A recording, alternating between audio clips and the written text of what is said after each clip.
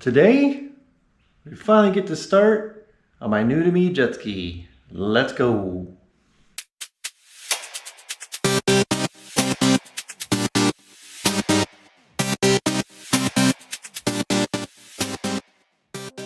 Well, hello. Welcome to Old Fart H2O. If this is your first time, welcome to the channel. Today, we're switching it up. I have a new ski. Let's go about it real quick. This is my new to me RXPX. Yes, I bought it used. And some of you may have been watching some of my videos. Well, what happened to the Wave Runners? Well, the Wave Runners are gone. Went to a good family, and they're using it quite well. In fact, they reached out to me and said they love the skis. I sure hope so, because I put a lot of time and money into it. But I'm glad they went to a good home. Now, why did I do that? Well, I wanted to get something larger the wife and I can ride together. It was nice having kind of matching skis. We go side by side, but it's really stressful when it comes to safety. You know, my wife's a really good rider, but I don't trust other people on the water, especially in the busier waterways. So the stress of, you know, somebody hitting her, you know, two skis tightened up to a dock, you know, two skis you have to put on the trailer, yada, yada, yada. Two skis you have to maintain. So this is why I went with this. It's a little bit larger. We can go on longer rides together, more storage. So even though I love the rec lights, this is what I kind of had to go with.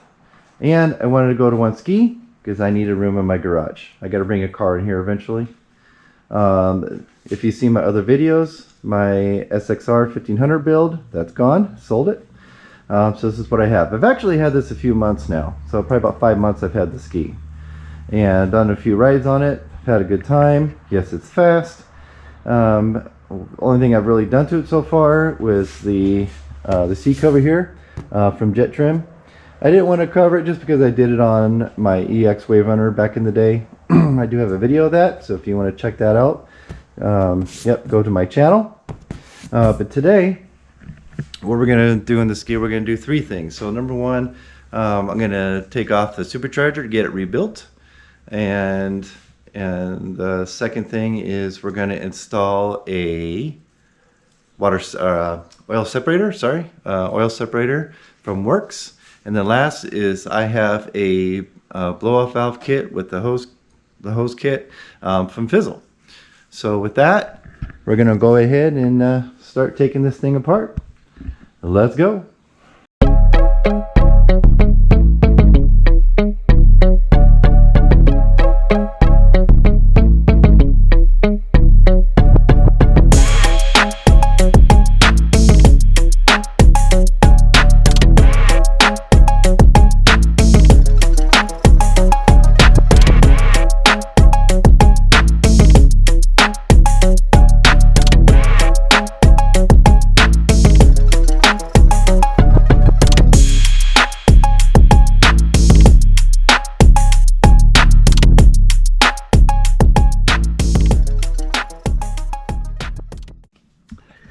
All right, tubes and everything are out of the way.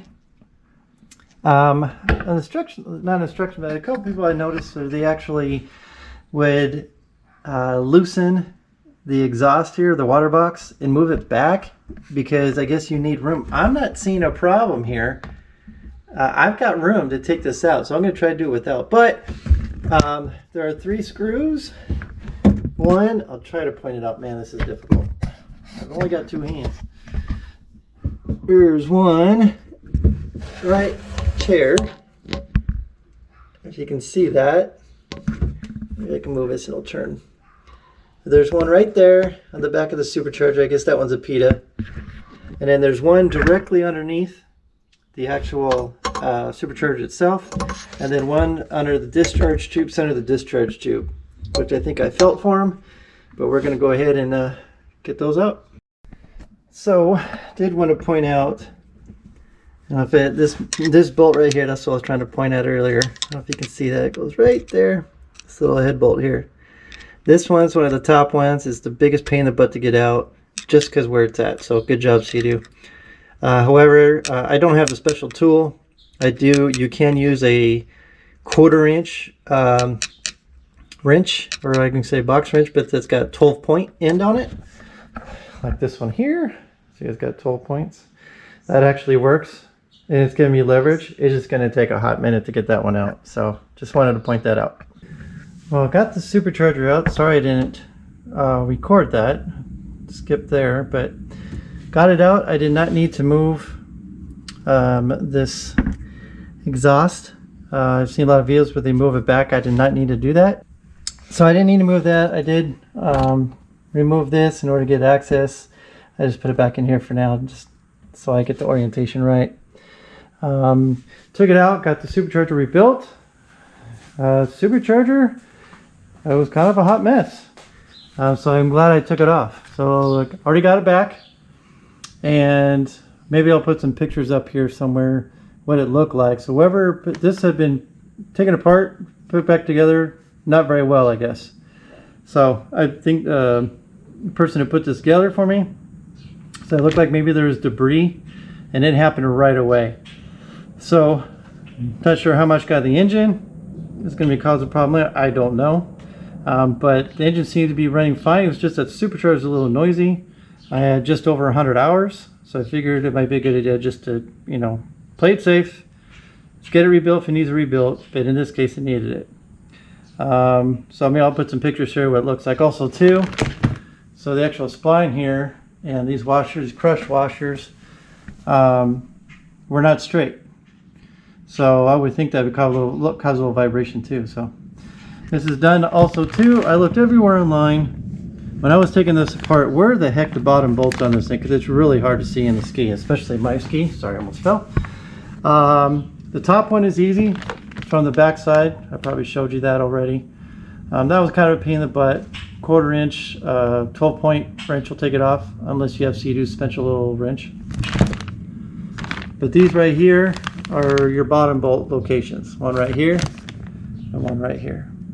This one was really hard to see for me anyway. So what I did, I got a feeling this might rub off, but I got a little bit of paint just so I can see it as I put it in there, so I can see where the bolt goes much easier, because you can't get behind the supercharger to see.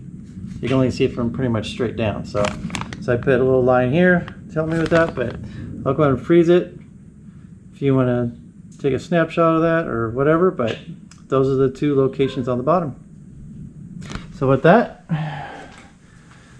we're going to go ahead and get the supercharger back on and see how we do. Let's go. All right, pretty much got together so I can fire it up. I'm going to do some other stuff in here, so that's why I haven't put the whole thing back on, this whole carriage thing. But got it loaded, and let's see what she does.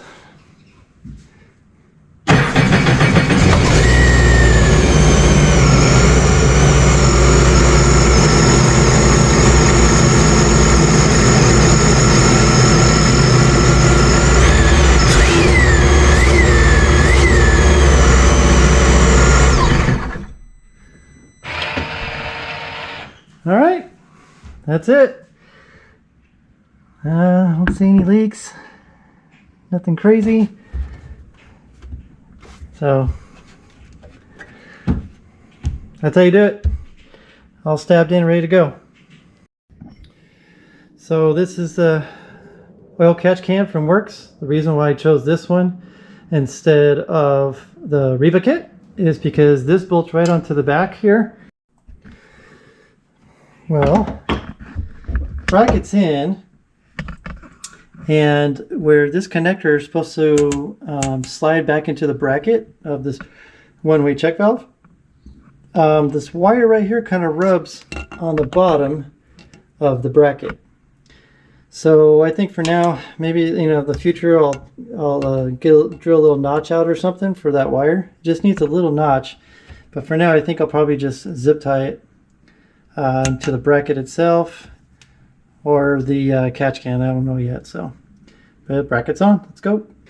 Okay, catch can is installed. This looks so much cleaner than the Riva one, but we'll see how it goes. I just need to find a hose from here to there, and yeah, I mean the fitment's good. I moved that wire that I was telling you about. It's over here for now. I think I'm just going to zip tie it to the hose. when I connect the hose to the catch can. But yeah, I'm gonna call this good. All right, not sure where I left off, but I ordered a tube that should go here. It's a 180 tube, kind of like this one here. But this one, see how this one turns. So a 180 tube. Actually, it's kind of a cool tube. I'll put in the I'll put a link in the description. But as the tube, it's got a 180, it's got a 90, so it's got all these. You just cut off what you need. And then I bought a union because I got a feeling I'm going to need to attach it since this is mostly straight here. So it'll come over here and then. So I'll show you that when I get it. However, I'm going to go ahead and get started. I also bought a blow-off valve / hose kit for the cooler here. So these tubes that come from Sea-Doo are very flimsy. So I'm going to go ahead and do it. Since I got everything apart, might as well do this too. But what I went with, most people, there's a lot of people that go through Riva. A lot of people go through Riva, but I actually went through Fizzle because Fizzle, a couple reasons. Number one, Fizzle has an option in black. I didn't want the blue like from Riva. Excuse me. Can you come over here for a second? Thank you. The Riva only had it in blue. I didn't want blue, so I went with the black. But also too, that Fizzle actually has this tube kit for the blow-off valve that Riva does not. You have to buy it separate. With Fizzle, it comes with it, and I think this kit was probably about 15 bucks cheaper than Riva. But I'm sure Riva has, if you spend over like $100 or something, I think they do free shipping. With Fizzle does not, that I saw. I could be wrong.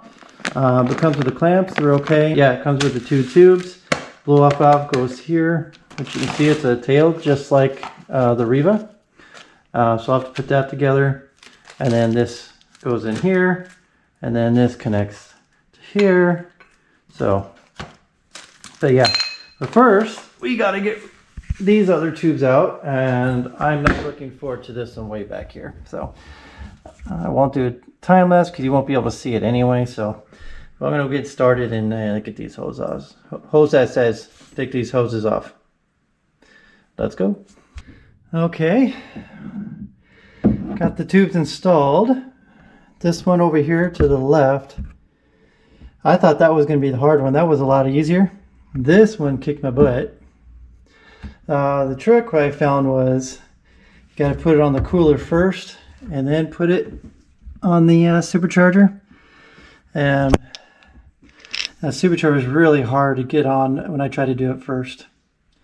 So I went here, but got it in. Now we're going to put on the blow-off valve and then go to the actual tube for the blow-off valve. I'm tired. All right, blow-off valve is installed. I don't like how it's not very straight. I try to straighten it out more, but when I try to move the whole hose, it's trying to come off of the supercharger. So I hope that works. Well, I went on the Fizzle website and they did have an instruction to go to YouTube video for Green Hulk, but it doesn't show you anything on this side. Everything's from this side of the ski, so you can't see what he's doing and how he patches in the hose to the intake. So I guess we'll figure that out. But I know I need to take off these screws right here to move the ECM. And we'll see what we got. Let's do it. Okay, so ECM's out of the way here. Just 3 bolts. I think with Torx 30, I think that's what it was. But yeah, you can see right here. Give my finger right there. That needs to come off. It looks like it's just a cover. I don't see a thread on the bottom. At first I thought somebody just left their old one there, but what we're going to do, we're going to replace it with this one. So this goes, see it's got a little O-ring. This goes into the intake, and then you bolt it right here. And then there'll be a 90-degree fitting, which is right here. That will go on it. And then we'll attach the hose. So we'll put some thread sealant on here so we don't get any leaks. But yeah, let's do it. Okay. Got that installed. I pointed it down. Put a little zip tie on there because I kind of wanted to hide it and be underneath here. And then we'll connect it there. But let's get the ECU back on. Bolt it up to here and give it a test. All right. Well, I'm still waiting on my hose to finish the oil separator. But I can start this and test it. Got everything figured out. Got this hooked up to the blow-off valve. And we'll give it a shot.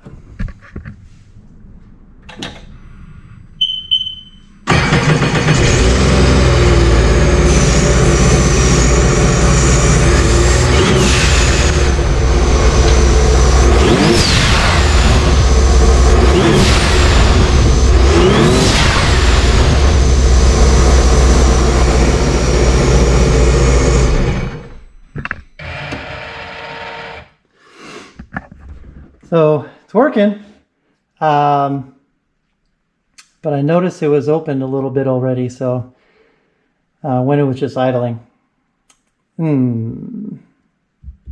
Okay.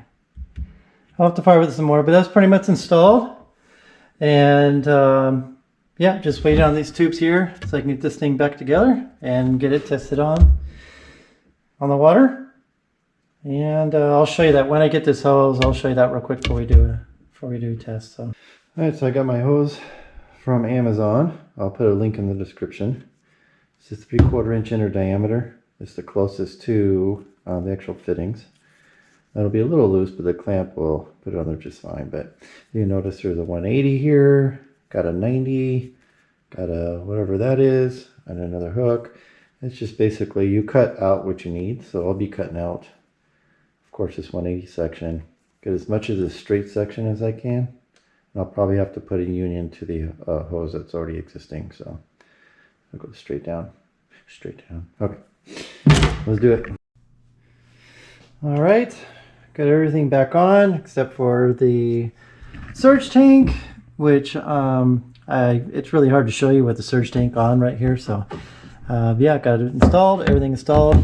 I had to go to the local O'Reilly's and got myself a straight tube, not a fuel line, but they call it an oil line, or I don't know. So they were calling it power steering line, but 3/4 inner diameter, straight down. I got it connected to the 180 that I bought, going to the can. Now you don't have to do this. You can use a little filter that comes with. I just didn't want it out in coming out in the atmosphere, and then everything kind of gets gross. So that's why I did it. We'll try it. If it doesn't work, no problem. I'll just put the filter on. But all right, skis back together. We're ready to go, and hopefully I get a water test soon on this. Weather's been a little unpredictable here near the end of the season, but that's when I like it. It's a little cooler, less people, but we're gonna get this thing cracking. But yeah, she's all set. She's good to go. So with that, thanks for watching. I appreciate it. Like, subscribe, all that good stuff. And I'll see you on the next one. Bye.